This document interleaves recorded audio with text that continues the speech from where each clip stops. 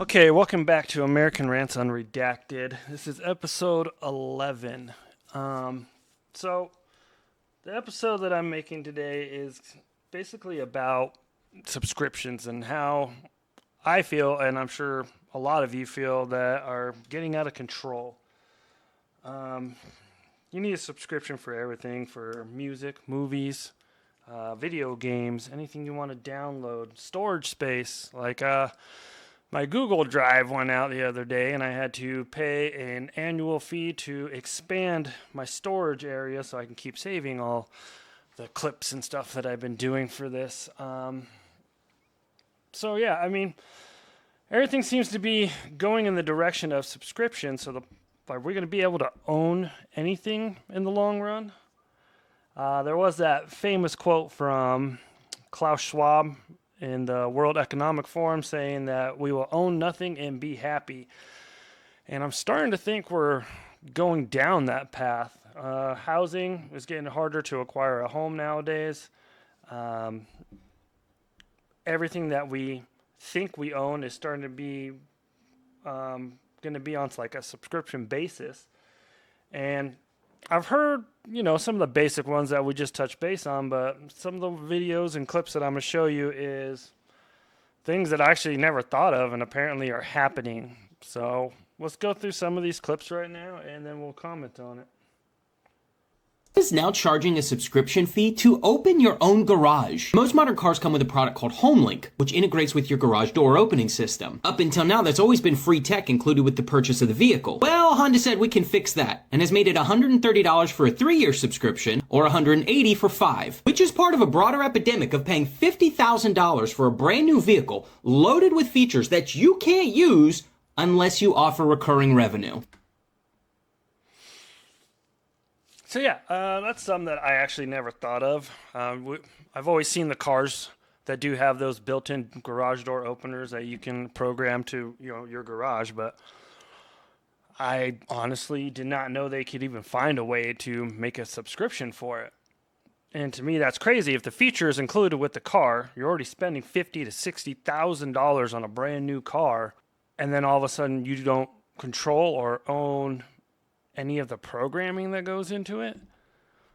I mean, in my opinion, to be honest, I think everything needs to go back to 1990s, early 2000s, even before the 90s. I feel like vehicles back then were built to last and easy to work on. Ever since they started doing the computer components in the vehicles, everything is just making everything harder and harder to do. Even with like maintenance, you got to have specialty tools, and they're just trying to find every single way to squeeze every dime out of us. And it's the way the economy is right now, or has been for, I don't know, I'd say about 10 years. It hasn't been like Great Depression, but, I really don't feel like the average everyday American's been thriving too well. But anyways, let's move on. Features like remote start that used to be built right into your key fob. Oh yeah, that one's only available through your phone now for $20 a month. And car companies right now are making it to the point that you don't actually own the vehicle you're purchasing anymore. And why do I say that?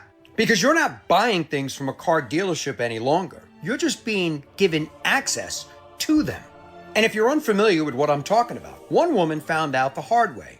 She purchased a Mazda and then went to remote start the Mazda, and the Mazda did not start. She tried calling the company, and they told her she now has to pay for remote start. Take a listen to this for yourself. This economy is making me a criminal, okay? I'm currently researching how to jailbreak a car system.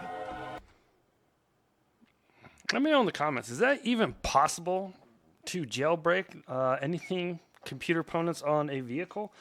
Like, we used to have like the Fire Stick when it first came out, and I'd take it to one of my buddies, and he would go ahead and do the jailbreak thing on there, and I could access and download like movies and stuff. But I honestly did not know you could even do that for a vehicle. That sounds crazy, right? Listen to this. I bought this car because I wanted push to start. I wanted to be able to start my car when I'm not in my car. Hey, what's up, America? Car giant General Motors is bragging about charging subscription services for new vehicles with basic services and bringing in record profits. So apparently General Motors is leading the charge for subscription features like navigations and hands-free driving. And apparently General Motors is openly bragging that this will become a major profit engine for the company, more so than even selling cars themselves. And these subscription services will generate billions of dollars a year. General Motors is now bragging, quote, their software aims to keep about 70 cents of every dollar it makes. A staggering sum when right now they only keep 4 to 10 cents of every dollar they make. So General Motors is basically saying instead of paying up front for everything with your new car, drivers will now get certain features included for a limited time. Look, this is the So, yeah, I don't know what that limited time is going to be. Maybe everything is going to be free for, maybe the first 3 years or 2 years, hell, maybe even 1 year. And then all of a sudden you're going to need to pay a subscription. Some of the things that I found, like obviously the ones that were covered was that garage door opener, the key fob starter. I've heard seat warmers, the GPS, which I mean, I'm never going to have to worry about that because honestly, I do not think I will own a car past the year 2024. Just don't want all of it. All the subscriptions, I don't want it. I don't know. The way I was raised to, you just have a car that can get you from point A to point B, and that's good enough. And honestly, for me, that's worked out pretty good. I mean, I think the newest vehicle is the one I currently own, and that's a 2014. And then the AC went out, and it's the middle of summer. But before I even had this car, none of the cars that I had AC anyway, so I'm kind of used to it by now. But at the same time, really a subscription to warm your fucking butt during the winter. When all these features are already programmed, they're in the car, they're available. Well, they should be available, but also at the same time, it doesn't surprise me when General Motors, Ford, I believe, when they all went up to the White House to talk to President Trump, trying to talk about the right to repair and how they didn't want the regular everyday mechanic to be able to access the data for those vehicles to do the repair. Like they're trying to force everyone to go onto their shops, for their mechanics. Especially if you caught the episode that I did, I don't know, maybe like a week and a half ago, 2 weeks ago, where we have a shortage of mechanics. So the fact that we have a shortage, maybe they're trying to drive every mechanic shop out of business. So those mechanics got to come work for them, seeing as they have, I think they said 50,000 bays available that no one's working in. And forcing all of us to go to them for all the repairs, or make it even harder on the average everyday person to do the repair themselves at home. But I don't know. I know this guy, he's going to be talking about his subscriptions when it comes to accessing the data to fix vehicles. sad truth about the industry, right? I got a scanner here that ran me about $10,000, right? And yearly I got to pay almost $2,000 to keep the subscriptions updated, to be able to do brakes or anything. And is that true? Because I'm not a mechanic, but $2,000 subscription a year just to access the data to repair a vehicle. That is crazy. The brands continue to be able to do brakes, and people be like, oh, Chris, why you charge $200, $215 to do brakes? I want to get rid of every customer who doesn't bring me profit to this business. And as much as it hurts me to say it, I hate doing work with people who don't value what I do. Every year this has to be updated. $2,000. You think a friend of mine or somebody that I know comes and help us out with that? Hell no, but it's always, oh, can you do this cheaper? And this is what I'm getting tired of. When people come to my shop, you got to pay for a diagnostic. I don't check cars for free. I'm not even complaining about his friends because I would do the same thing. I would want my friend to do it for cheaper or for free. Fortunately, I do know enough people who either were mechanics and, are doing something else that if I do have car questions, I can go to them and they can tell me how to fix it. Or, I just graduate from YouTube University and I just search the shit out of whatever I'm trying to repair and do it myself. And, sometimes that's actually, I've fared very well doing it that way. The one thing that I'm not sure if it's a good thing or not that I skimp on is I don't try to find the most popular brand parts. And when it comes to specialty tools, I kind of just rig up my own. And it's worked so far. I'm sure there's going to be a day or some time when it's definitely not going to work. Hey, listen to me. I just tried to print something from my printer that I own. My printer that I own with ink that I purchased, and paper. And I can't print without a subscription plan. The concept of having to have a subscription plan to print in your own home from the printer that you own that already has ink and paper in it, they remotely shut off my printer until I paid $7.50 to print in my own home. Okay, see, that is frustrating. And printers have always frustrated me. I've never understood why, I could buy the printer and it comes with the ink cartridge, and then it costs $45. For, I don't want to say like the best kind, but for a decent one that'll get the job done for you. And then you go to buy the ink cartridge to refill it, that's $75, $80, $64, depending on whatever HP you got. But now they want to put a subscription on it. I don't know. I think I'll just keep doing what I am doing and forward it to like my mom or my sister and have them printed off. That way I don't have to spend the money on that. This is breaking news. Starting in 2027, refrigerator manufacturers will no longer sell refrigerators with automatic ice makers unless you have a subscription fee. That's right, starting in 2027, for 1 year, you can buy a refrigerator and it will make ice for you if you want. But after that 12-month period is over, you're going to have to pay a $29.95 subscription fee in order to get ice made in your refrigerator. Okay, I admit it. I'm a cheapskate. For sure. If I bought a brand new refrigerator and then all of a sudden my ice maker goes out and it won't make ice for me, I will break out the ice trays and just keep doing it that way. I'm currently doing it right now. Yeah, it's a little much. It's a little much. I feel like in the future there's just going to be a subscription for everything. When I say everything, I mean everything.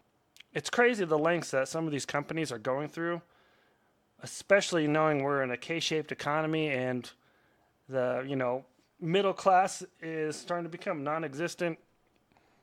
Like, how much more money can they squeeze out of us? Like, when is it going to be enough? Wait. I didn't get anything. Did you? Yeah, it's mine. It's mine. How come Wait, you have what? I have Plus. I have Amber Alert Plus. What the heck is Amber Alert Plus? It's the subscription through the app. Yeah, I get to know 20 minutes before everybody else. 20 minutes? Can I see what it says? Yeah. No, we're not supposed to share. I should get going. You're joking. You gotta tell us, man. Okay. I'll give you a sneak peek, but just probably should get on the road now. What? I don't have time. Which You guys will find direction? out in 20 minutes. 20 minutes? Okay. So, obviously, they're just trying to be funny. And you know what? It probably will come down to that. Not for Amber Alert, because Amber Alert is strictly for kids being abducted to try and track them down. It has nothing to do with the EAS, which is the Emergency Alert System. So, but I I think they would go as far to obviously not do the Amber Alert Plus, because that's just dumb. Everybody wants to find or help find kids that go missing. But for emergency alert system, they may do a subscription so you can get an alert of, some kind of catastrophic event, some kind of natural disaster that's heading our way. And some people get the jump on it, like 2-hour jump before somehow they just know like the biggest earthquake's going to happen. And they're letting those special people know who pay the subscription ahead of time of everybody else. I think they will go that far. 20.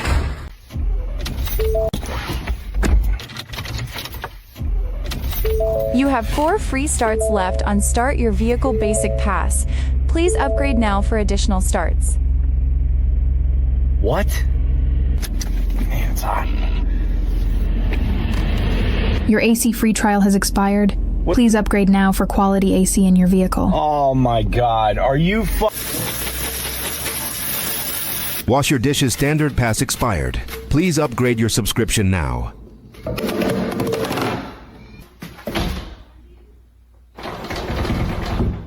Poo Pass Premium required for entry. Please upgrade now. So the Poo Pass Premium. If that was actually a thing, that's one subscription that I would definitely pay, just so I can keep using the bathroom.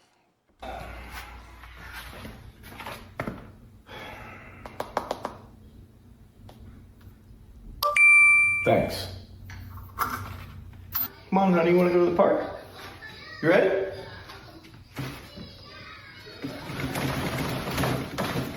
Spend quality time with your children.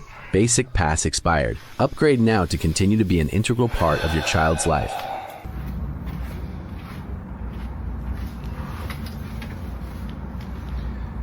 Chair Pass Premium subscription required for continued chair use. Please upgrade now.